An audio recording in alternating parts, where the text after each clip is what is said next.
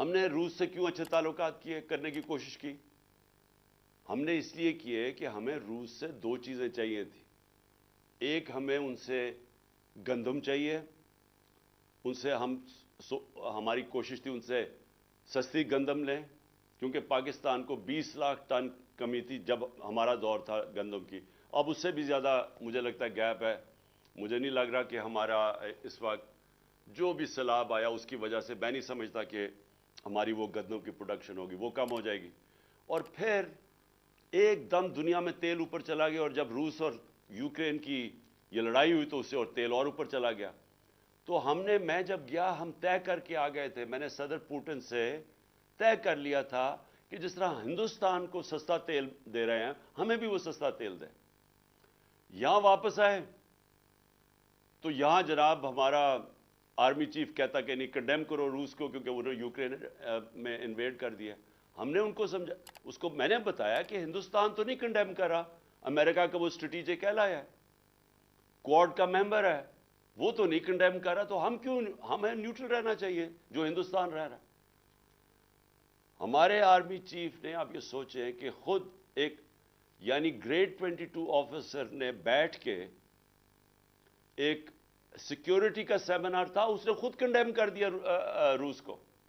ہم ان سے سستا تیل لے رہے ہیں، اس نے کنڈیم کر دیا، اور امریکہ کو خوش کرنے کے لیے. اب اس سے نتیجہ کیا ہوا؟ ہندوستان کا جو مہنگائی تھی، انفلیشن تھی، وہ کوئی 7.5% تھی. دنیا میں تیل اوپر گیا کیونکہ لڑائی جب ہوتی رہی تھوڑا اور اوپر چلا گیا. ہندوستان کی انفلیشن 7.5% سے 5.5% پہ آ گئی. پاکستان کی انفلیشن 12% تھی، ہماری 12% سے انفلیشن 30% پہ چلی گئی کیونکہ ہم مہنگا تیل لے رہے تھے، تیل کی قیمت اوپر چلی گئی. اب نقصان کس کو ہوا؟ پاکستانی عوام کو.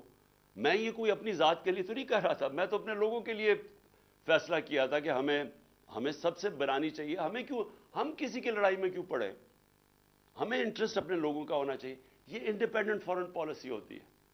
لیکن جب آپ کسی اور کو خوش کرنے کے لیے اپنی فارن پالیسی بناتے ہیں اور اپنے لوگوں کو قربان کرتے ہیں، اس کا نتیجہ یہ ہوتا ہے جو آج پاکستان میں مہنگائی کی لہر ہے اور یہ بڑھتی جا رہی ہے، اور اس کا پریشر، کیونکہ آپ زیادہ پیسے دے رہے ہیں تیل کے لیے، ڈالرز آپ کے جا رہے ہیں، آپ کے ڈالر ریزروز پہ فرق پڑ گیا. آج پاکستان کی تاریخ میں کبھی بھی اتنے کم ڈالر ریزروز نہیں جو آج ہیں، جس کے اثرات اب آپ دیکھ رہے ہیں.